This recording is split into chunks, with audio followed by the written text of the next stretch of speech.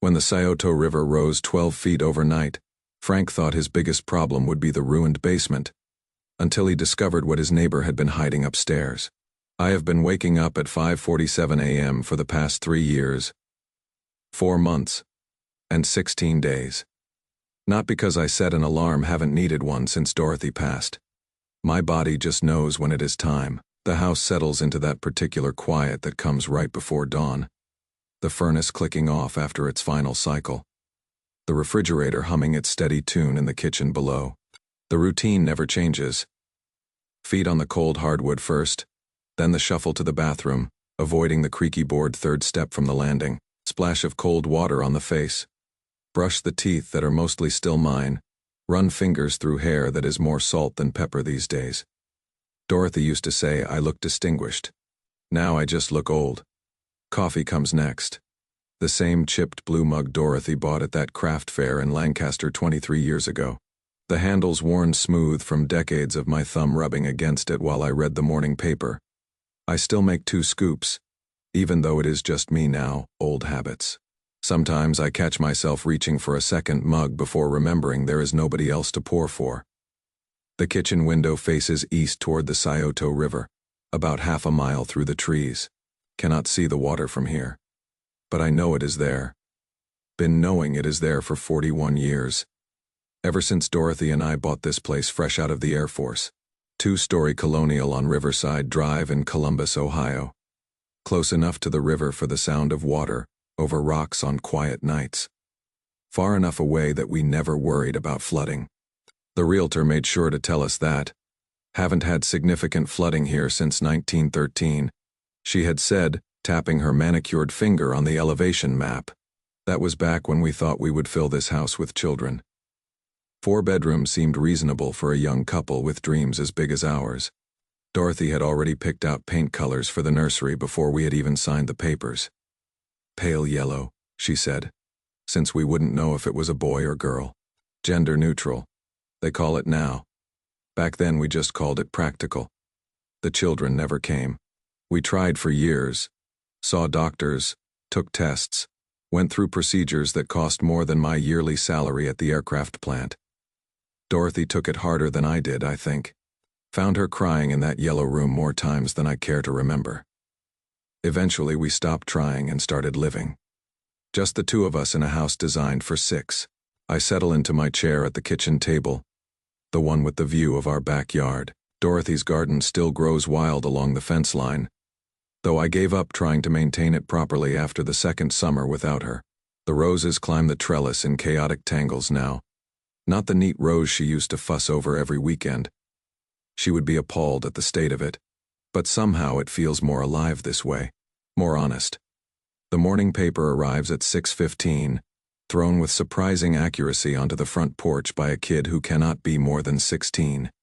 I watch him from the window sometimes, pedaling his bike between houses with the focused determination of someone who takes pride in his work.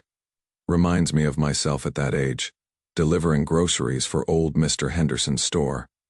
Different time then. Kids stayed kids longer. Today's headlines are the usual mixture of political nonsense and tragedy. Another shooting somewhere. Another politician caught lying. The weather report calls for heavy rain through the weekend. Possible flooding in low-lying areas. Nothing unusual for April in Ohio. We get these warnings every spring when the snow melts and the winter storms finally break loose. I flip to the obituaries first, a habit that would have horrified Dorothy. Why do you want to start the day with death? She used to ask, but she never understood. The obituaries aren't about death. They are about life. About people who lived and loved and left something behind, even if it is just a paragraph in the Columbus Dispatch, and a handful of people who will miss them. Today there is a picture of Harold Kellman, 73, survived by 3 children and 8 grandchildren. Worked 35 years at the paper mill. Loved fishing and Ohio State football. Died peacefully at home surrounded by family. The kind of obituary that makes you envious. Not of the dying part, but of the surrounded by family part. Of having enough people care about you to fill up a church. My own obituary would be shorter. Franklin James Morrison, 69, died at home. Preceded in death by wife Dorothy Morrison, survived by no one in particular. 30 years at the aircraft plant, loved his wife, and kept to himself.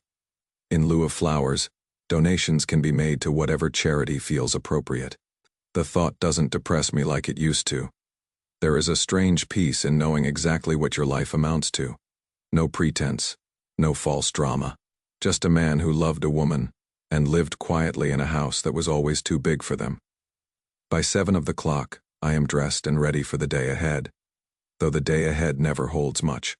Grocery shopping on Tuesdays, doctor appointments when necessary, occasional trips to the hardware store for replacement parts that keep this old house functioning. The furnace filter needs changing. The kitchen faucet drips if you don't turn the handle just right. The screen door sticks in humid weather. Dorothy used to keep a list of these things on the refrigerator. Neat handwriting on a yellow legal pad. Honey-do list, she called it, though she never nagged me about the items. She'd just add new tasks as she noticed them and trust that I would get to them eventually. I always did. Gave me purpose, having something that needed fixing. Now I keep my own list. Same yellow legal pad, though my handwriting isn't nearly as neat as hers was. The paper's gotten softer over the years, the edges worn from my thumb running down the items. Some of them have been on there for months. The gutter above the back porch, the loose banister on the stairs. Things that matter less when you are the only one who might be inconvenienced by them. I pour a second cup of coffee and check the rain gauge outside the kitchen window. 2 inches since yesterday, more falling steadily. The ground's already saturated from last week's storms. The backyard has standing water in the low spots near the old oak tree, forming small mirrors that reflect the gray sky above. The Hansons next door have lived there for 8 years now, a young couple with twin boys who cannot be more than 10, nice enough people. Though we don't talk much beyond the occasional wave across the fence. They are busy with their lives, with soccer practice and piano lessons, and all the chaos that comes with raising children. I represent a different phase of life, one they are probably not eager to think about too closely. Tom Hanson works for the city, something in the water department. His wife Jennifer teaches elementary school. I know this because Dorothy made it her business to know things about the neighbors, and some habits die hard. She would have been bringing them casseroles when they moved in, offering to watch the boys when they needed a babysitter. She had that gift for making people feel welcome. I never developed that skill. Small talk feels forced. Intimate conversation feels presumptuous. Better to keep to yourself, I have always thought. Less chance of disappointment on both sides. The rain continues through the morning, steady and heavy. I check the weather radar on my phone, a device I still don't entirely trust despite using it daily for 3 years now. The storm system stretches across half of Ohio, a solid mass of green and yellow with patches of red indicating the heaviest precipitation. It is supposed to continue through the weekend, maybe into Monday. By noon, the standing water in the backyard has expanded into a shallow pond. I watch it grow from the kitchen window while heating up leftover soup for lunch. Campbell's tomato, same brand Dorothy always bought. I have tried other varieties, fancier ones from the organic section at Kroger, but they don't taste right. Too complicated. Sometimes simple is better. The local news at noon leads with flooding reports from the southern counties. Creek beds overflowing, some rural roads already underwater. The meteorologist, a young woman with perfect teeth and earnest concern, warns that rivers across central Ohio are approaching flood stage. The Scioto could reach levels not seen since 1959. I remember 1959. I was 15, helping my father sandbag the banks near our house on the south side. The river rose for 3 days straight, muddy water spreading across farmland and into low-lying neighborhoods. Our house was high enough to stay dry, but the basement flooded anyway. Groundwater seeping up through the foundation. It took weeks to clean out the mud and mold. This house sits higher than my childhood home, 30 feet above the normal river level, according to the survey Dorothy and I had done when we took out flood insurance. Standard precaution for anyone living within a mile of the Scioto. The premiums were reasonable, the risk considered minimal. We have never had to file a claim. The afternoon brings heavier rain and the first signs that this storm might be different. The water in the backyard is ankle deep now. lapping at the bottom of the fence posts. The storm drains on Riverside Drive are backing up, creating rivers along the curbs that flow toward the main drainage canal, a block away. I decide to check the basement, something I should have done this morning. The stairs creak under my weight, 13 steps down to the concrete floor, where Dorothy's washer and dryer still sit unused. Her laundry basket still holds the last load she folded, sheets and towels I cannot bring myself to put away. They smell like the fabric softener she preferred, a scent that is gradually fading with time. The basement floor is dry, but I can hear water moving somewhere in the walls, probably just runoff from the saturated ground finding its way to the foundation drains. Normal for heavy rain. Nothing to worry about.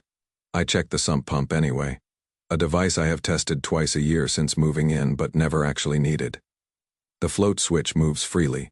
The motor hums when I activate the test button. Everything functioning as designed. Back upstairs, I call the city's flood information line, a number I have had written on the inside cover of the phone book for 40 years. The recording tells me that river levels are rising rapidly, that residents in flood-prone areas should be prepared to evacuate if conditions worsen. Riverside Drive isn't mentioned specifically, but the automated voice recommends monitoring local news and having an emergency kit ready. Emergency kit. Dorothy would have had one prepared years ago. Batteries and flashlights and bottled water neatly organized in a plastic container marked with her careful handwriting. I have none of these things. The flashlight in the kitchen drawer has dead batteries. The radio in the bedroom hasn't been turned on since she died. I have exactly 3 bottles of water in the refrigerator, and no particular plan for where I would go if I needed to leave. The thought of leaving doesn't bother me as much as the thought of strangers going through our things afterward. The insurance adjuster taking pictures of water damage. The restoration crew hauling out Dorothy's furniture and belongings. Everything she touched and arranged and cared for, reduced to inventory numbers on forms. By evening, the rain has become torrential, drumming against the windows with an intensity that makes conversation impossible. If there were anyone here to talk to, the power flickers twice during dinner, just long enough to remind me how dependent I have become on electricity for light and warmth, and the steady hum of appliances that mark the passage of time. I check the basement again before bed and find the first signs of seepage. Not dramatic, just a dark stain spreading across the concrete near the north wall where the foundation meets the ground level. The sump pump hasn't activated yet, but I can hear more water now. A steady trickling that wasn't there this afternoon. Sleep comes fitfully, interrupted by the sound of rain against the roof and the occasional rumble of thunder. Sometime after midnight, I wake to a different sound, a low rumbling that seems to come from the ground itself. I lie still and listen, trying to identify what has changed. Then I hear it clearly. The sump pump cycling on and off, working steadily for the first time since we moved here. I get up and check the basement. The water stain has spread to cover half the north wall, and there is standing water in the corner where Dorothy kept her Christmas decorations. Not much. Maybe an inch deep, but enough to reach the bottom of the cardboard boxes that hold 40 years of ornaments and memories. The sump pump is working hard now, cycling every few minutes to keep up with the groundwater seeping through the foundation.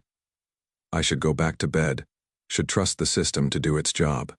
Instead, I sit on the stairs and watch the water level, hypnotized by the rhythm of the pump and the steady spread of dampness across the concrete floor. This is how disasters begin, I think.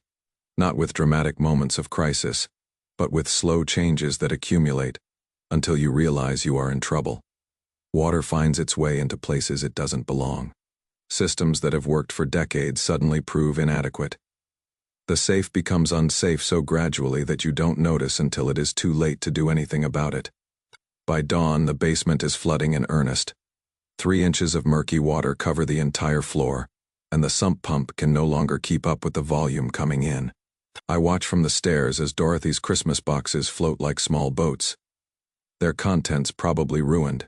40 years of ornaments we collected together, each one marking a specific Christmas, a specific moment in our shared life. The water is still rising. I call the emergency number and get a busy signal. The local news shows footage of neighborhoods already evacuated. Families loading belongings into cars and trucks, while emergency workers direct traffic through streets that look more like canals. The Scioto has crested at 15 feet above flood stage, the highest level on record. Riverside Drive isn't underwater yet, but it will be. The television meteorologist explains that the flooding is moving downstream like a slow-motion wave, neighborhood by neighborhood as the river spreads beyond its banks. Our area is expected to flood within the next few hours. I should leave. Should pack a bag and drive to higher ground. Find a motel room, or call one of Dorothy's relatives who might take me in for a few days. But the idea of abandoning the house feels like abandoning Dorothy herself. Everything she cared about is here. Her garden, her furniture, her carefully arranged collections of books and photographs and small treasures accumulated over 4 decades of marriage. Instead, I carry what I can to the second floor. Photo albums first, the wedding pictures and honeymoon shots, and carefully documented years of holidays and anniversaries. Dorothy's jewelry box, though she never owned anything particularly valuable. The box itself matters more than its contents. A gift from her mother that she kept on the dresser and opened every morning while choosing earrings. The basement water reaches the 5th step by 10 of the clock. The furnace and water heater are submerged now, which means no heat and no hot water, even if the power stays on. The washer and dryer are completely underwater, along with everything else we stored down there over the years. Tools and paint cans and boxes of tax records that seemed important enough to keep but not important enough to put anywhere accessible. From the upstairs windows I can see the Hansons loading their car. Jennifer carries suitcases while Tom wrestles with a portable crib. Their twin boys running back and forth between the house and the car with armloads of toys and clothes. They move with the efficient panic of people who have never dealt with disaster but are smart enough to recognize it when it arrives. Tom sees me in the window and waves, then cups his hands around his mouth and shouts something I cannot hear over the rain. He points toward their car, then toward me, clearly asking if I need help evacuating. I shake my head and wave back, trying to convey that I am fine, that I am staying put. He looks uncertain but gets in the car anyway. His family comes first, as it should. I watch them drive away, their tail lights disappearing into the gray curtain of rain. The street looks different without cars parked along the curbs. Empty, more vulnerable. Like a movie set waiting for the cameras to roll. The phone rings at 11:30, startling me. The caller ID shows a number I don't recognize. Probably a robocall about extended warranties or political donations. I almost don't answer. But something makes me pick up Mr. Morrison. The voice is female, young, with the carefully professional tone of someone reading from a script. This is Kelly from the Emergency Operations Center. We are calling residents in your area to confirm that you have received evacuation information. I got it, I tell her. Are you planning to evacuate, sir? The question hangs in the air between us. Are you planning to evacuate? As if leaving your home is just another item on a to-do list. Something you check off and move on from. No, I say finally. I am staying. There is a pause. The sound of papers shuffling, sir. The current forecast shows that your area will experience significant flooding within the next few hours. The Red Cross has established emergency shelters at Lincoln High School and the community center on Broad Street. I appreciate that. Sir, emergency services may not be able to reach you once the flooding begins. You could be without power, heat, or phone service for several days. I understand. Another pause. Longer this time. I can hear other voices in the background. Other conversations with other stubborn old men who don't want to leave their homes. Mr. Morrison, is there a family member or friend who could assist you with evacuation? The question hits harder than it should. Is there someone? Dorothy's sister lives in Florida now. Her brother died 6 years ago. My own family is scattered across the country. People I exchange Christmas cards with but haven't seen in years. There is no one who would drop everything to help me load a car and find somewhere safe to wait out a flood. No, I tell her. There is no one. Sir, I am going to put you on our list for emergency rescue if conditions deteriorate. But I strongly encourage you to reconsider evacuation while you still can. Thank you. Please stay safe, Mr. Morrison.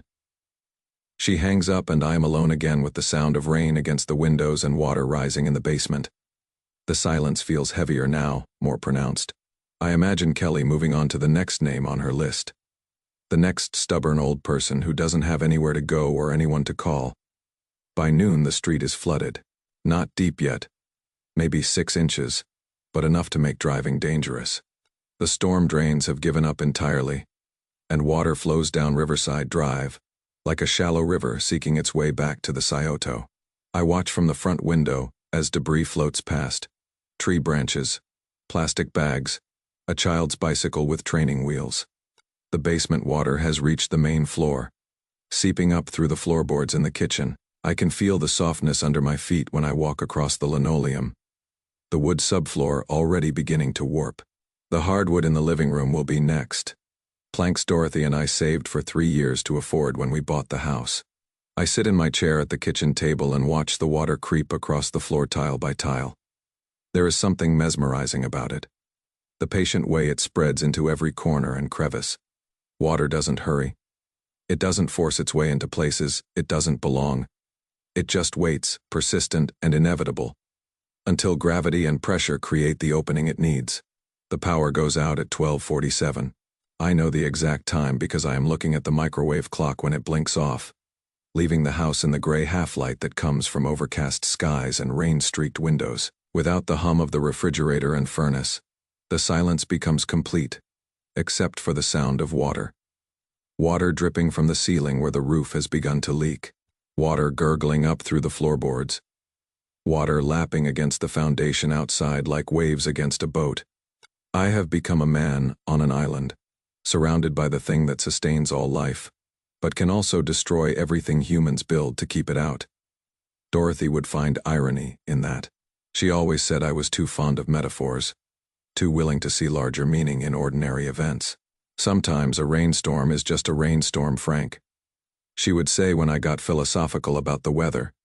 But this isn't just a rainstorm. This is the kind of weather event that makes people reconsider their assumptions about safety and control. The kind that divides time into before and after. That changes the landscape in ways both literal and emotional. After this, Riverside Drive will never look the same. Some houses will be torn down, others abandoned. The neighborhood where Dorothy and I built our life together will become a cautionary tale about building too close to water. I find a flashlight in the junk drawer, surprised that the batteries still work after years of neglect.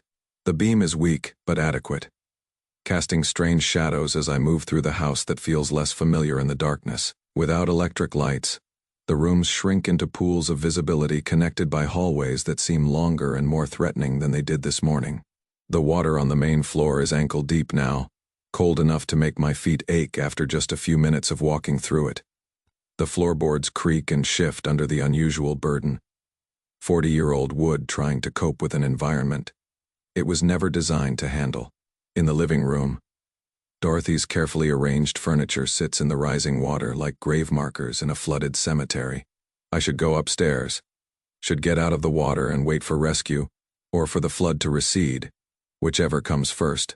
Instead, I wade to Dorothy's chair, the recliner where she spent her last months reading romance novels and watching cooking shows she had never have time to try.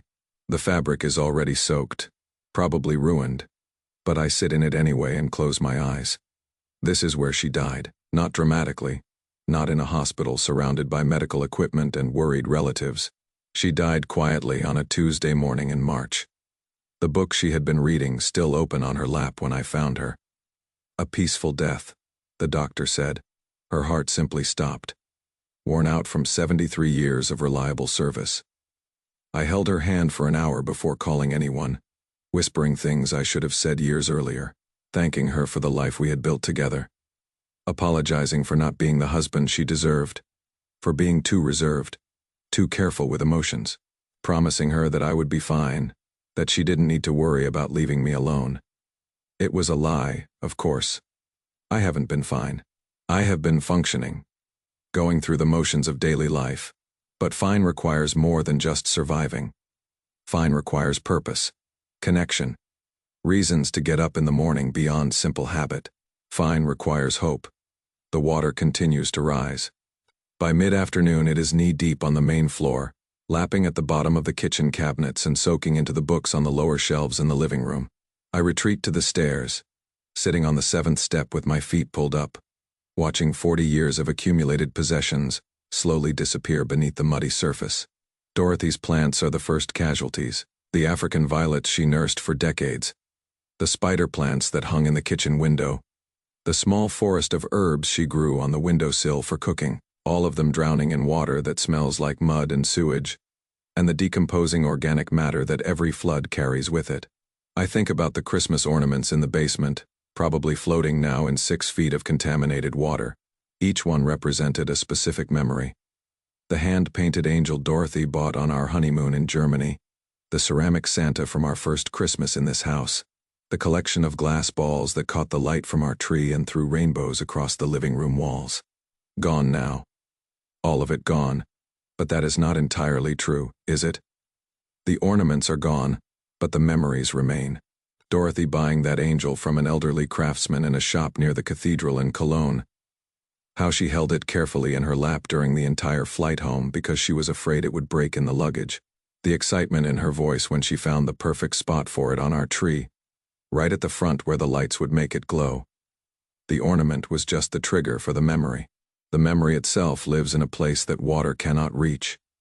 From the stairs I can see into the living room where our wedding portrait hangs on the wall above the fireplace mantel. Dorothy in her mother's dress, carefully altered to fit her smaller frame. Me in a rented tuxedo that was too big in the shoulders, but the best we could afford. Both of us impossibly young, impossibly optimistic about the future we were building together. The water hasn't reached the mantel yet, but it will. The photograph will survive if the frame seals properly, but the flood will eventually climb high enough to claim it too. Another piece of evidence that Frank and Dorothy Morrison lived and loved in this house for 4 decades. But again, that is not entirely accurate. The photograph documents the day, but the marriage existed in accumulated moments, in small kindnesses and shared jokes and the comfortable silences that come from truly knowing another person. You cannot flood that. You cannot wash away 40 years of good mornings and good nights, of hands held during movies and bodies curved together in sleep. The revelation comes slowly, like water finding its way through foundation cracks. I am not losing Dorothy in this flood. Dorothy is already gone. What I am losing is the museum I created to her memory. The shrine I have been maintaining for 3 years instead of living my own life. The insight should be liberating, but it is not. It is terrifying. If I am not the keeper of Dorothy's memory, if I am not the guardian of this house and everything in it, then what am I? Who is Frank Morrison without the role that has defined him since she died? The water reaches the 8th step at 4 of the clock. Driven by a river that shows no signs of slowing, I climb to the 2nd floor and watch from the bedroom window as the street disappears entirely beneath brown water that reflects the gray sky like a vast mirror. Cars are submerged to their rooftops. Street signs stick up like periscopes.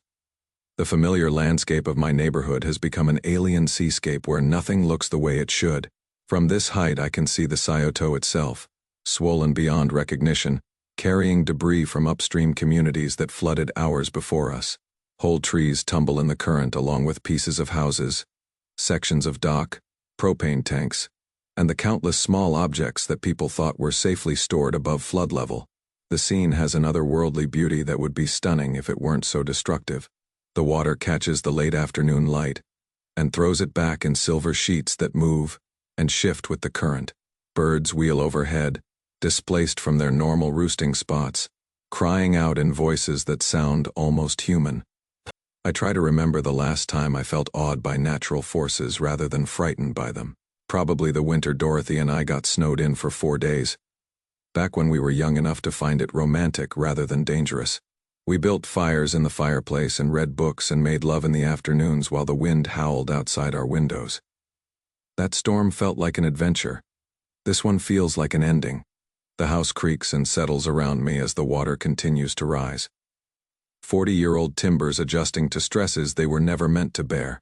I wonder if the foundation will hold, if the walls will stay plumb, if the roof will keep the rain out long enough for the river to recede. This house has weathered 4 decades of storms, but none like this. By evening the water on the 1st floor is chest-deep, visible through the stair railings like a small lake that happens to have furniture sticking out of it.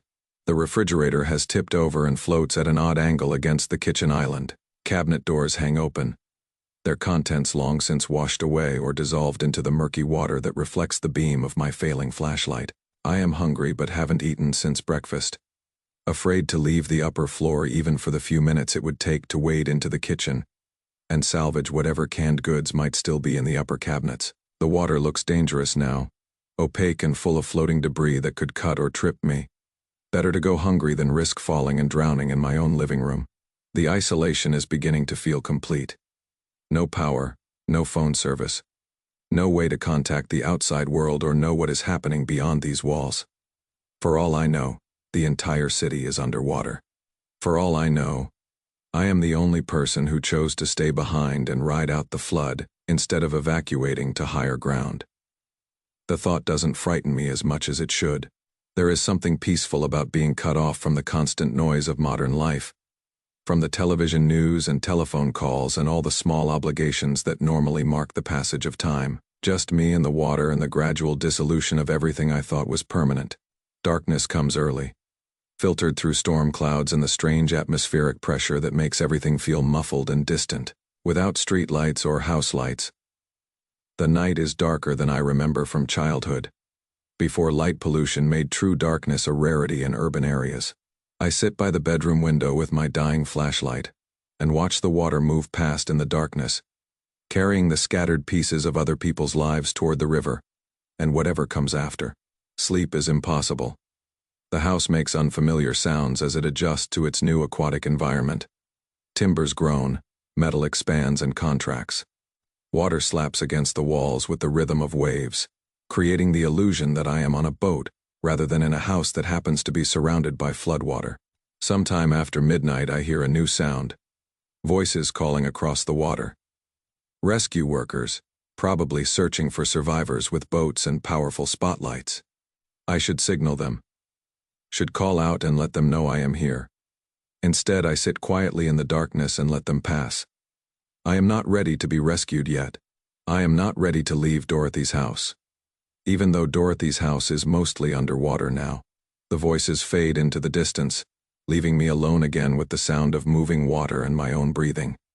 I think about the emergency responder who will eventually find my body. Probably days from now when the water recedes and someone comes to check on the houses that didn't evacuate. They will write a report about an elderly man who chose to stay behind during a mandatory evacuation. Probably suffered a heart attack or stroke brought on by the stress of watching his home flood. They will not understand that I didn't stay behind to die. I stayed behind to finally live, to stop being the curator of someone else's life, and figure out what is left of my own. The realization comes with dawn and the slow recognition that I have survived the night. The water has stopped rising, maybe even receded slightly. Through the bedroom window I can see the tops of stop signs again, and what might be the roof of a partially submerged car. The worst has passed, or at least paused. I am thirsty and hungry and desperately need to use a bathroom that has been underwater for hours. But I am alive. More alive than I have felt in 3 years, surrounded by the destruction of everything I thought mattered. I feel oddly hopeful for the first time since Dorothy died. The flood has done what 3 years of grief couldn't accomplish. It has forced me to let go. Not of Dorothy herself, not of the love we shared or the memories we created, but of the physical shrine I built to her memory. The house was never Dorothy. The furniture and photographs and carefully preserved belongings were never Dorothy. Dorothy was laughter and kindness in the way she hummed while doing dishes. Dorothy was midnight conversations and shared dreams and hands that touched my face when I was worried about things beyond my control. You cannot flood those things. You cannot wash them away or damage them with standing water. They exist in a place that is immune to natural disasters, safe from the forces that can destroy houses and roads, and all the structures humans build to create the illusion of permanence. A boat appears outside the bedroom window. A small aluminum craft with an outboard motor, and 2 people in orange life vests. One of them, a woman with short gray hair and kind eyes, spots me in the window and waves. "Sir," she calls through cupped hands. "Are you injured? Do you need medical attention?" I shake my head and give her a thumbs up. The universal signal that I am okay. "We are going to throw you a life jacket," she shouts. "Do you want us to evacuate you?" I consider the question. Do I want to be evacuated? Do I want to leave this house and go to an emergency shelter where I will sit on a cot with other displaced people and wait for insurance adjusters and FEMA representatives to tell me what happens next? Yes, I realize I do. For the first time in 3 years, I want to go somewhere else. I want to talk to other people and eat food. I didn't have to prepare myself and sleep in a bed that doesn't smell like Dorothy's perfume. I want to discover what Frank Morrison's life looks like when it is not defined entirely by grief and the maintenance of memories. I nod to the woman in the boat and move toward the window. She throws a life jacket with practiced accuracy, and I catch it on the second try.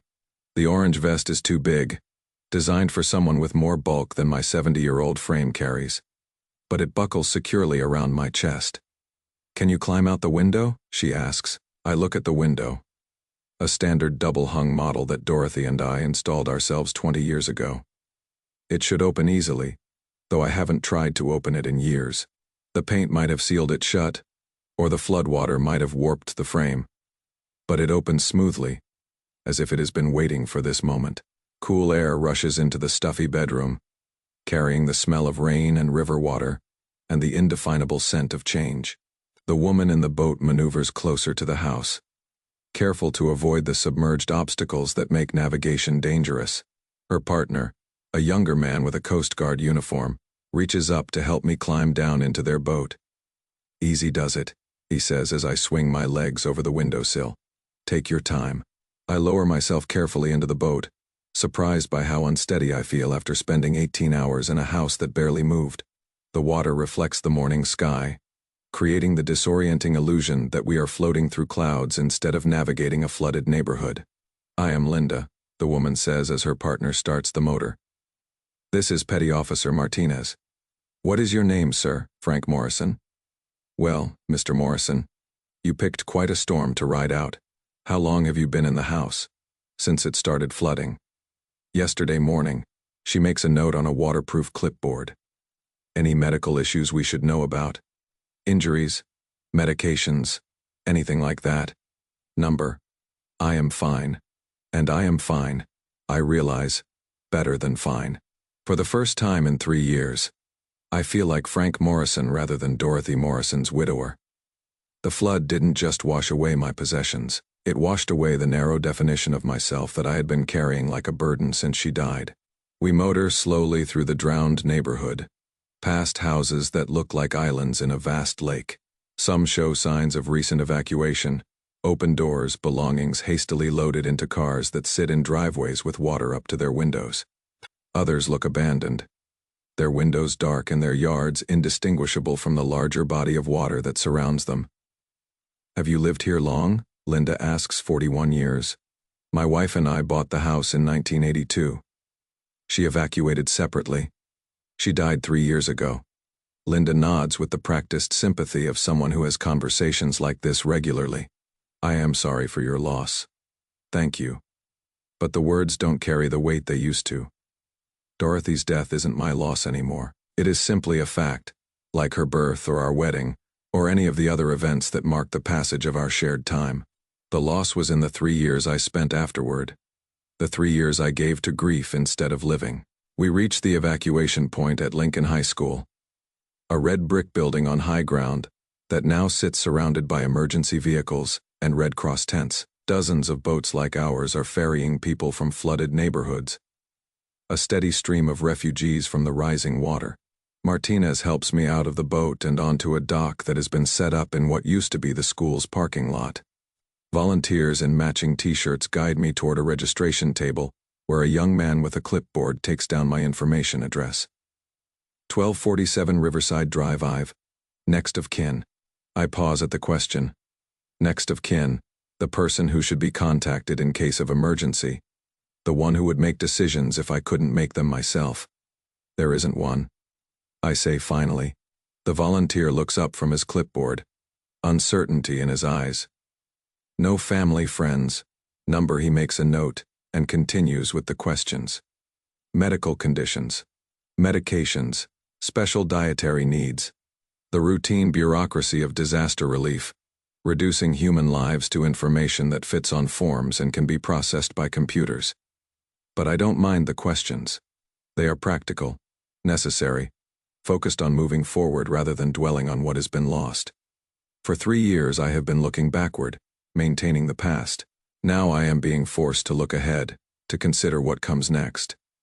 The shelter is set up in the school gymnasium, rows of cots separated by hanging sheets that provide the illusion of privacy. Most of the evacuees are families with children. Parents trying to maintain normal routines, despite sleeping on government-issued bedding in a public space. The children adapt quickly, turning the situation into an adventure. The adults look tired and worried about things like insurance coverage and where they will live while their homes are repaired or replaced. I am assigned a cot in the corner, away from the families with small children. The volunteer who shows me to my space is an elderly woman with kind eyes and the sort of practical efficiency that comes from years of managing other people's emergencies. "First time in a shelter?" she asks. "Yes, it takes some getting used to. The noise, the lack of privacy, but people are generally considerate, and the staff tries to make everyone as comfortable as possible." She shows me where the bathrooms are, where meals are served, where I can get information about insurance claims and temporary housing assistance. Everything I need to know to navigate this temporary life until I can figure out what comes next. Do you have any questions? I look around the gymnasium, at the organized chaos of displaced people trying to create normalcy in an abnormal situation. Children playing with donated toys. Adults reading paperback novels or staring at their phones, searching for news about their neighborhoods. Volunteers moving efficiently between the cots, checking on people's needs and offering assistance. "No questions," I tell her. "Thank you." She pats my shoulder with the gentle touch of someone who understands that sometimes the kindness of strangers is what keeps you going. Then she moves on to the next newly arrived evacuee, and I am left alone with my cot and my thoughts, and the strange sense that my real life is just beginning. That night, lying on a narrow bed in a room full of strangers, I sleep better than I have in years. No dreams about Dorothy. No middle-of-the-night panic about things left undone or words left unsaid. Just deep restful sleep and the comforting sound of other people breathing nearby. I wake before dawn, my internal clock still set to 5:47 a.m. despite the changed circumstances.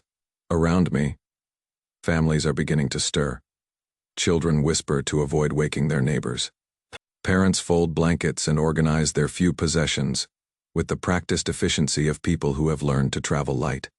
Breakfast is served cafeteria style in the school's dining hall: scrambled eggs, toast, coffee that tastes like it was made for hundreds of people rather than one. I sit at a long table with other evacuees, most of them strangers to each other but united by the shared experience of losing their homes to forces beyond their control. "Where are you from?" asks the woman sitting across from me. She is maybe 60, with silver hair and laugh lines that suggest someone who normally finds reasons to be cheerful. "Riverside Drive. Oh my, that is one of the hardest hit areas. Have you heard anything about when we might be able to go back?" Number. I am from Oak Street. We left yesterday morning when the water started coming up through the storm drains. I keep thinking about my garden, 20 years of perennials, and I couldn't save a single plant. She talks about her flowers the way I used to think about Dorothy's belongings, as if their loss represents something larger than the plants themselves.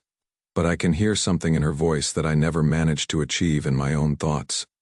Acceptance. Sadness. Yes, but also recognition that some things cannot be saved, and that grieving them is only useful if it eventually leads to moving forward.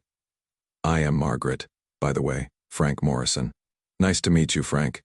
Are you here by yourself? Yes. Family somewhere else? No family. She nods without the awkwardness that usually follows that admission. My husband died 4 years ago. Heart attack. I thought about moving after that. Maybe something smaller, but I couldn't bring myself to leave the house where we had been happy. I know that feeling. Now I don't have a choice, she says, but not bitterly. Maybe that is what I needed. Someone to make the decision for me.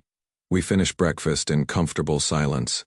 Two people who understand what it means to have your life divided into before and after, by forces you cannot control. Death, floods, the ordinary disasters that reshape everything you thought you knew about your own story. After breakfast, I walk outside to see what the world looks like from this new perspective. The school sits on a hill that provides a clear view of the flooded areas below. From here, the disaster has a strange beauty. The water reflects the morning sky like a vast mirror, broken only by the rooftops and trees that stick up through the surface. It looks almost intentional, like someone designed a landscape where buildings emerge from water instead of earth. But I know what is underneath that deceptively calm surface. Ruined furniture and waterlogged photographs and all the small treasures that people accumulate over lifetimes of making homes and building families. Dorothy's Christmas ornaments floating in muddy water 6 feet deep. The wedding portrait probably soaked beyond repair. The blue coffee mug handled down in contaminated floodwater that will require professional cleaning before the house is habitable again. The loss should devastate me. By any reasonable measure, I have lost everything that connected me to the woman I loved and the life we built together. Instead, I feel lighter than I have in years, as if the flood washed away weight I didn't realize I was carrying. Mr. Morrison? I turned to find a young woman in a Red Cross vest carrying a clipboard and wearing the expression of someone who has difficult news to deliver. Yes, I am Sarah Chen from the Disaster Assistance Team. I have some preliminary information about your neighborhood. She flips through pages on her clipboard, searching for the right form. I am afraid the news isn't good. The water level in your area peaked at approximately 8 feet above normal ground level. Most single-story homes experienced complete flooding, and even two-story homes have significant damage. How long before we can go back? The water should recede over the next few days, but it will be weeks before utilities are restored and longer before homes are safe to occupy. The contamination alone. She trails off, realizing that detailed explanations of sewage and chemical runoff probably aren't what I want to hear. What happens to people like me? People who don't have somewhere else to go? Sarah's expression softens. FEMA will provide temporary housing assistance. There are also programs for long-term recovery, help with rebuilding or relocating. You don't have to figure this out alone. She hands me a packet of information. Forms and phone numbers and explanations of benefits I might be eligible for. The bureaucracy of starting over, reducing a lifetime of accumulated possessions and memories to categories that fit government assistance programs. Do you have any immediate questions? I look at the packet, at the forms that will determine what the rest of my life looks like. Housing assistance, insurance claims, disaster relief loans, all the practical steps required to rebuild what the flood destroyed. But what if I don't want to rebuild? What if I want to build something entirely different? No questions right now, I tell her. Thank you. She moves on to the next person on her list, and I sit on a bench outside the school entrance with my packet of forms and the strange sense that I am standing at a crossroads I never expected to reach. For 3 years I have been living in the past, maintaining a museum to Dorothy's memory rather than creating a life of my own.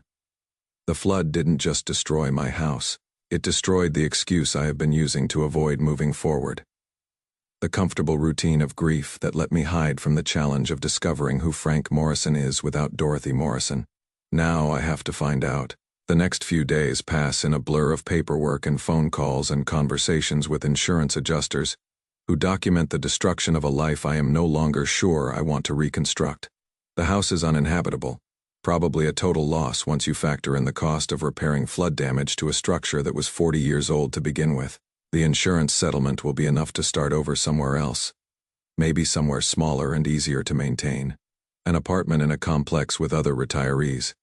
A townhouse in a planned community where someone else worries about landscaping and maintenance.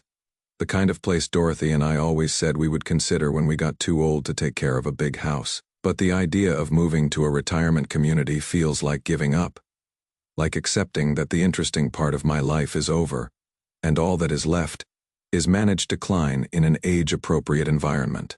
I am 69, not 90. I have years left, maybe decades. The question is what to do with them. The answer comes from an unexpected source.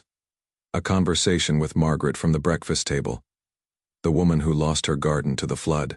I have been thinking about what you said. She tells me one evening as we sit in the school cafeteria over coffee that has actually gotten better as the volunteers figured out how to make it for large groups. What did I say? About not having family. About being here alone.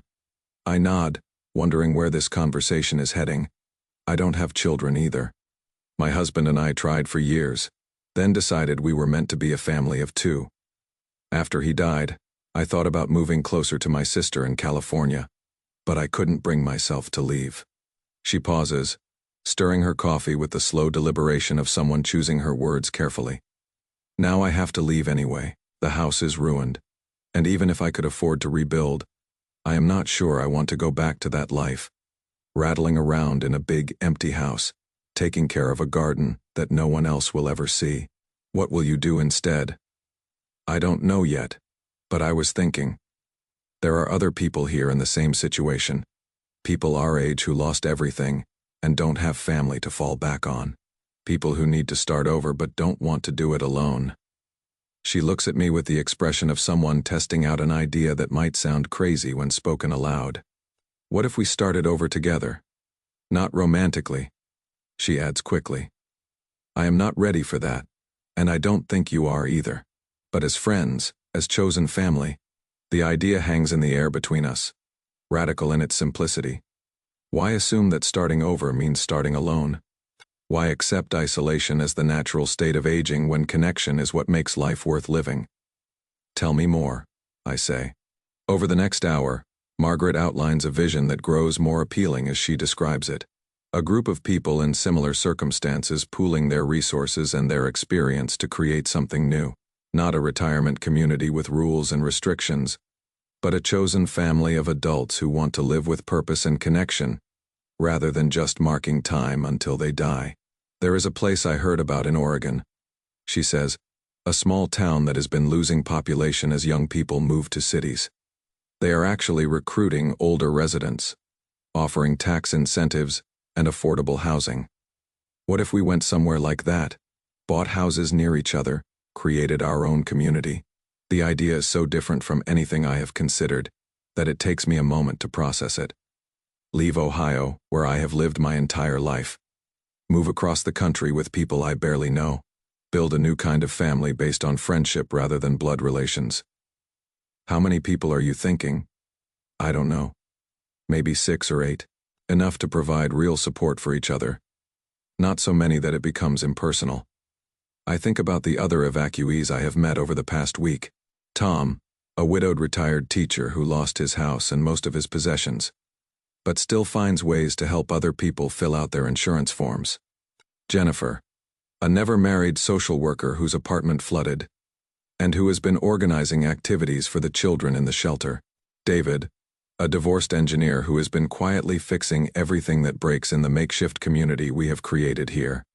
People who have lost their physical homes but not their capacity for creating connections, for making wherever they are feel like a place where they belong. It is an interesting idea, I tell Margaret. Think about it, she says. We don't have to decide tonight, but we do have to decide something. This limbo cannot last forever. That night I lie awake on my narrow cot and think about the life Margaret is describing. A house in a small town I have never seen, surrounded by people I have known for less than a week. No Dorothy, no familiar landmarks, no connection to the past except what I carry in my memory. It should terrify me. Instead, it fills me with something I haven't felt in years, excitement about the future. For 3 years I have been living in the past, and it nearly killed me. Not literally, though staying in the house during the flood came close. It killed the part of me that was capable of growth, of change, of discovering new ways to be human in the world. The flood gave me the chance to start over. Margaret is offering me the chance to start over with other people who understand what it means to lose everything, and find the courage to build something new from the wreckage. 2 weeks later, I am sitting in a rental car driving through Oregon wine country with 3 people I met in a disaster shelter, heading toward a town called Millbrook that none of us has ever seen, but that might become home. Margaret is in the passenger seat with a folder full of real estate listings and information about tax incentives for new residents. Tom and Jennifer are in the back seat, arguing good-naturedly about the best route to take through the mountains. We look like an unlikely family. 4 people in their 60s and 70s who have nothing in common, except the shared experience of losing everything and choosing to rebuild together rather than alone. But families come in all forms, and the ones you choose can be just as strong as the ones you are born into, maybe stronger, because they are built on intention rather than accident, on shared values rather than shared DNA. The town of Millbrook sits in a valley between forested hills, a collection of Victorian houses and tree-lined streets that looks like it was designed by someone who understood that beauty matters as much as utility. The population is 2,847, according to the sign at the city limits, down from 4,200 in 1990. Young people leave for opportunities in Portland and Seattle. Older people leave for retirement communities in warmer climates, which means there are houses available at prices we can afford, and a community that is eager to welcome new residents who might help reverse the slow decline that has been affecting small towns across rural America. We spend 3 days looking at properties, talking to real estate agents and city officials and longtime residents who are curious about these newcomers from Ohio who want to buy houses near each other and create some kind of intentional community. By the end of the week, we have put deposits on 4 houses within walking distance of each other. All of them Victorian-era homes with good bones and plenty of character, but in need of the kind of updates and improvements that will give us projects to work on together. My house is a blue cottage, with white trim and a front porch that faces west toward the mountains. Built in 1897, 2 bedrooms, 1 bath, hardwood floors that need refinishing, and a kitchen that hasn't been updated since the 1970s. It is nothing like the house I shared with Dorothy, which is exactly what I want. This house has no memories except the ones I will create, no ghosts except the ones I choose to invite. It is a place where Frank Morrison can discover who he is when he is not defined by grief or loss or the burden of maintaining someone else's legacy. The 4 of us close on our houses the same day in April, sitting around a conference table at the title company and signing papers that make us homeowners in a state none of us lived in 3 months ago. Afterwards, we go to lunch at the town's only restaurant, a cafe that serves excellent coffee and homemade pie, and seems to be the unofficial community center where everyone gathers to share news and gossip. You know what this reminds me of? Tom says as we sit on the restaurant's deck overlooking the valley. What? College. The excitement of starting something new, of not knowing what is going to happen next. He is right. There is something collegiate about our little group, the sense of possibility that comes from choosing your own adventure rather than accepting what circumstances hand you. We are all old enough to know that life doesn't come with guarantees, that disasters, both natural and personal, can destroy everything you think is permanent. But we are also old enough to know that rebuilding is possible, that new chapters can be as meaningful as the ones that came before. To new beginnings, Margaret says, raising her coffee cup. To chosen family, Jennifer adds. To second chances, Tom contributes. To letting go, I say, surprising myself with the words. We clink our coffee cups together like teenagers toasting with beer, and I think about Dorothy and the house we built together, and the life I thought was over when she died. None of that is really gone. It has just been incorporated into something larger, the way a river incorporates all the streams that feed into it. Dorothy would approve of this choice, I think. She always said I was too quick to isolate myself, too willing to withdraw when things got difficult. She would like Margaret and Tom and Jennifer. She would appreciate their humor and kindness, and the way they have made me feel like part of something larger than my own small grief. The flood destroyed my house, but it gave me back my life, and my life, it turns out, was just waiting for me to stop looking backward and start paying attention to what was right in front of me. 6 months later, I am sitting on my front porch in Millbrook, watching the sun set behind the mountains and thinking about the strange paths that bring us to where we need to be. The porch is finished now, the floorboards sanded and stained, the railings painted white to match the trim around the windows. Inside, the house is slowly becoming home. Furniture chosen for comfort rather than sentiment. Books arranged by subject rather than memory. Photographs that document new adventures rather than old ones.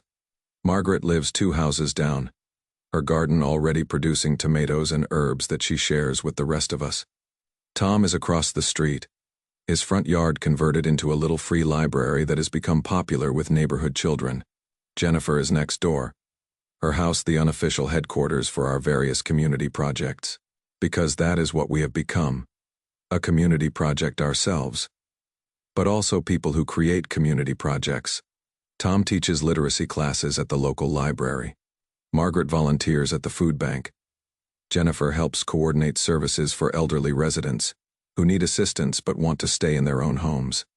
I have started a handyman service for people who cannot afford professional contractors but need help with basic repairs and maintenance. We eat dinner together twice a week, rotating between houses. We take turns driving each other to medical appointments and shopping trips to the larger town 40 minutes away. We have become each other's emergency contacts. The people who notice when someone doesn't show up for coffee or seems quieter than usual, or needs help reaching something on a high shelf. It is not the life I planned when I married Dorothy 46 years ago. It is not the life I expected when she died 3 years ago, but it is a good life. Full of purpose and connection and the daily satisfactions that come from being useful to other people. Sometimes I dream about the flood, about sitting on the stairs watching 40 years of possessions slowly disappear beneath rising water. But they are not nightmares, they are dreams about liberation. About the moment I realized that everything I thought was essential was actually just weight I had been carrying out of habit. The flood took away my past, but it gave me a future. And the future, it turns out, is much more interesting than I expected. Tonight, Margaret is coming over for dinner, bringing homemade bread and stories about the new family that moved into the house next to hers. Tom and Jennifer will join us, as they do most evenings, for coffee and conversation on the porch as the light fades behind the mountains. We will talk about our days, our plans for tomorrow, the small dramas and satisfactions that make up a life lived in community with other people. We will laugh at Tom's bad jokes and listen to Jennifer's stories about the children she tutors, and discuss Margaret's latest ideas for improving the town's recycling program. And sometime during the evening, probably when we are all sitting quietly watching the stars appear in the darkening sky, I will think about Dorothy and feel grateful, not for the years we had together, though I am grateful for those, and not for the years I spent grieving her, though I understand now that grief was necessary too. I will feel grateful for the flood that forced me to let go of the museum I had created to her memory, and discover that the best way to honor what we had together is to keep living, keep connecting, keep building new kinds of love and family and home. The water carried away everything I thought was permanent and left me with everything that actually matters. The capacity to care for other people and be cared for in return. The ability to create meaning from the raw materials of ordinary days. The knowledge that starting over is possible at any age, if you are brave enough to trust the current instead of fighting it. From where I sit now, I can see that the flood wasn't a disaster that interrupted my life. It was the beginning of my life. The moment when Frank Morrison stopped being Dorothy Morrison's widower and started being himself again. And himself, it turns out, is someone worth getting to know.